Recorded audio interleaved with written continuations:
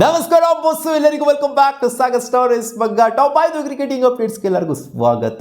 ಮೊದಲನೇ ಅಪ್ಡೇಟ್ ಪಟ್ ಅನ್ನೋದಕ್ಕಿಂತ ಮುಂಚೆ ಚಾನಲ್ ಸಬ್ಸ್ಕ್ರೈಬ್ ಹಾಕೊಂಡಿದ್ದಾರೆ. ಸಬ್ಸ್ಕ್ರೈಬ್ ಹಾಕೊಂಡು ಬೆಲ್ ಐಕಾನ್ ಕ್ಲಿಕ್ ಮಾಡ್ಕೊಂಡು ಹಂಗೆ ಇನ್ಸ್ಟಾಗ್ರಾಮಲ್ಲಿ ಟೆಲಿಗ್ರಾಮ್ ಲಿಂಕ್ನ ಡಿಸ್ಕ್ರಿಪ್ಷನ್ ಕೊಟ್ಟಿರ್ತೀನಿ. ಬೇಗ ಅಪ್ಡೇಟ್ಸು ಅದರಲ್ಲೂ ಕೂಡ ಬರ್ತಾ ಇರುತ್ತೆ. ಟೆಲಿಗ್ರಾಮಲ್ಲಿ ಇನ್ಸ್ಟಾಗ್ರಾಮಲ್ಲಿ ಎಲ್ಲ ಕಡೆನೂ ಕೂಡ ಫಾಲೋ ಮಾಡ್ಕೊಳ್ಳಿ. ಪಟ್ ನನಗೆ ಓಕೆ. ಮೊದಲನೇ ಅಪ್ಡೇಟು, ರಿಷಬ್ ಪಂತ್ ಇವತ್ತು ಅಫಿಷಿಯಲಿ, ಮುಂಚೆನೇ ಗೊತ್ತಿತ್ತು ಇವತ್ತು ಅನೌನ್ಸ್ಮೆಂಟ್ ಬರುತ್ತೆ ಅಂತ ಕೂಡ ಗೊತ್ತಿತ್ತು, ಅಫಿಷಿಯಲಿ ಬಂದಿದೆ. LSG ಅವರು ಅಫಿಷಿಯಲಿ ಕ್ಯಾಪ್ಟನ್ ಆಗಿ ಡಿಕ್ಲೇರ್ ಮಾಡಿದ್ದಾರೆ. ರಿಷಬ್ ಪಂತ್ ಅವರು ಇವತ್ತು ಆ ಒಂದು ಮೊಮೆಂಟಲ್ಲಿ ಹೇಳಿದ್ದು ಒಂದೇ ಮಾತು, ಅವರಿಗೆ ಪಂಜಾಬ್ ಕಿಂಗ್ಸ್ನ ಭಯ ಸಿಕ್ಕಾಪಟ್ಟೆ ಐತಂತೆ. ಯಾಕಂದರೆ ಆಲ್ಮೋಸ್ಟ್ 110 CR ಇಟ್ಕೊಂಡಿದ್ರು ಅವರು ಆಕ್ಷನಲ್ಲಿ.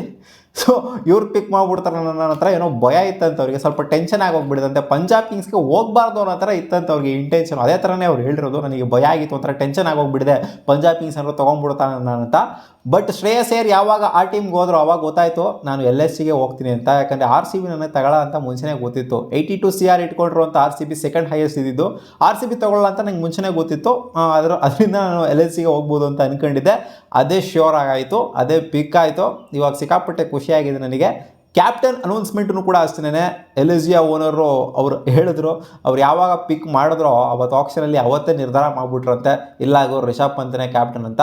ಬಟ್ ಅಫಿಷಿಯಲ್ ಕನ್ಫರ್ಮೇಷನ್ ಇವತ್ತು ಕೊಟ್ಟಿದ್ದಾರೆ ಅಷ್ಟೇ. ಒಟ್ಟಲ್ಲಿ RCB ತಗೊಳ್ಳೋದಿಲ್ಲ ಅಂತ ಇವರಿಗೆ ಮುಂಚೆನೇ ಗೊತ್ತಿತ್ತಂತೆ ರಿಷಬ್ ಪಂತ್ ಅವ್ರಿಗೆ. ಅಪ್ಡೇಟ್ ಬಂತು, ರಣಜಿ ಟ್ರೋಫಿ ರೌಂಡ್ 2ಗೆ ಮುಂಬೈನ ಸ್ಕ್ವಾಡ್ ಇವಾಗ ಅನೌನ್ಸ್ ಆಗಿದೆ. ಡಿಸ್ಪ್ಲೇ ಮಾಡಿದ್ರೆ ನೋಡ್ತಿರ್ಬೋದು ಯಾವ ಥರ ಇದೆ ಅಂತ. ಮೈನ್ ಪ್ಲೇಯರ್ಸ್ಗಳು ಆಡ್ತಿದ್ದಾರೆ ಗುರು. ರೋಹಿತ್ ಶರ್ಮಾ, ಯಶಸ್ವಿ ಜಾಯ್ಸ್ವಾಲ್, ಶಿವಮ್ ದುಬೆ ಆ್ಯಂಡ್ ಅಜಿಂಕ್ಯ ರಹಾನೆ, ಶ್ರೇಯಸ್ ಅಯ್ಯರ್.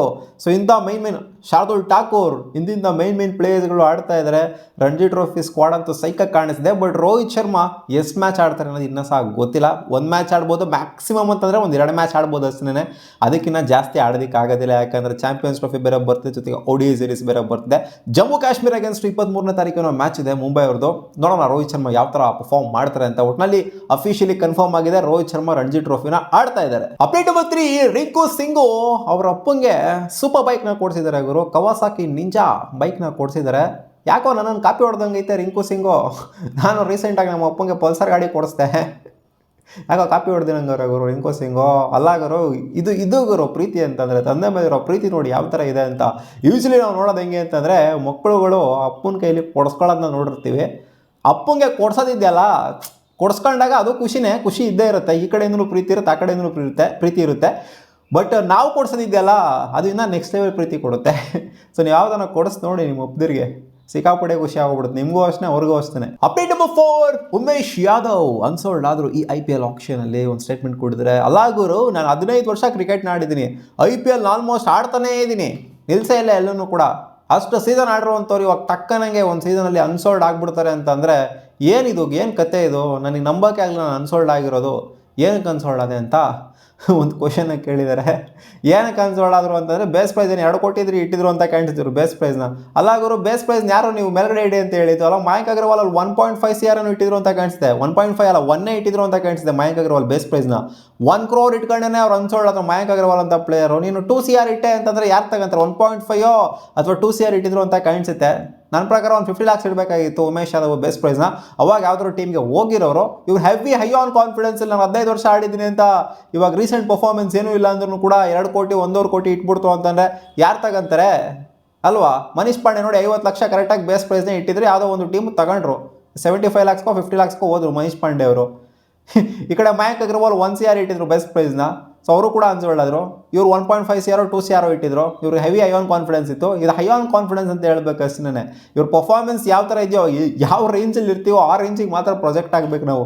ಇಲ್ಲೇ ಅದೆಲ್ಲ ಪ್ರೊಜೆಕ್ಟ್ ಮಾಡೋಕೆ ಹೋಯ್ತು ಅಂತಂದರೆ ಹಿಂಗೆ ಬ್ಯಾಕ್ ಫೈರ್ ಆಗೋದು.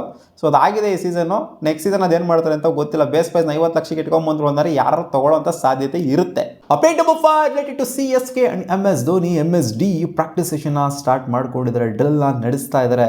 IPL ಇನ್ನೊಂದು 2 ತಿಂಗಳು ಬಾಕಿ ಇದೆ. ಸೊ ಇವಾಗ ಪ್ರಿಪ್ರೇಷನ್ನ ಸ್ಟಾರ್ಟ್ ಮಾಡಿದ್ದಾರೆ MS ಧೋನಿ ಅವರು. ಸೊ ವರ್ಷ ಫುಲ್ಲು ಆರಾಮಾಗಿರ್ತಾರೆ. 1-2 ತಿಂಗಳಿದ್ದಾಗ ಬಂದ್ಬಿಟ್ಟು ಡ್ರಿಲ್ಗಳನ್ನ ಸ್ಟಾರ್ಟ್ ಮಾಡ್ತಾರೆ, ಬಂದ್ಬಿಟ್ಟು ನಾಯಿ ಹೊಡ್ದಂಗೆ ಹೊಡಿತಾರೆ. ನೋಡ್ತೀವಿ ರಾಮ ಎಷ್ಟು ಹೊಡಿತಾರೆ, ಏನು ಕಿತ್ತು ಗುಡಿ ಆಗ್ತಾರೆ ಅಂತ ಹೇಳ್ತೀರ ಸ್ವಲ್ಪ ಜನ. ಇಲ್ಲ ಅಮ್ಮ, ನಮ್ಮ ಧೋನಿ ಚಚ್ತಾರೆ ನೋಡ್ರಿ ಯಾಕಂಡು ಸರಿಯಾಗಿ ಅಂತ ಹೇಳ್ತೀರ ಧೋನಿ ಫ್ಯಾನ್ಸ್ಗಳು. ನೋಡೋಣ, MSD ಬಹುಶಃ ಇದು ಲಾಸ್ಟ್ ಸೀಸನ್ ಆಗುವಂಥ ಸಾಧ್ಯತೆ ಇದೆ. ಶಾಕ್ ಕೊಟ್ಟರು ಆಶ್ಚರ್ಯ ಪಡುವಂಥದ್ದು ಏನಿಲ್ಲ. ಈ ಸೀಸನ್ ಆಗ್ತಾ ಇದ್ದಂಗೆ MS ಧೋನಿ ಅವರು ಇಲ್ಲ ಇನ್ನೊಂದು ಸೀಸನ್ ಆಡ್ತೀನಿ ಅಂತ. ಸಿಗೋಣ ಮುಂದಿನ ವೀಡಿಯೋದಲ್ಲಿ ಗಾಯ್ಸ್. ಇದಿಷ್ಟವಾಗಿತ್ತು ಟಾಪ್ 5 ಕ್ರಿಕೆಟಿಂಗ್ ಅಪ್ಡೇಟ್ಸು. ನಿಮಗೆ ಈ ವಿಡಿಯೋ ಇಷ್ಟ ಆಗಿತ್ತು ಅಂದರೆ ಸ್ವಲ್ಪನಾದರೂ ಲೈಕ್ ಮಾಡಿ, ಶೇರ್ ಮಾಡಿ, ಹಂಗೆ ಸಬ್ಸ್ಕ್ರೈಬ್ ಹಾಕ್ಕೊಳ್ಳಿ. ಬಾ.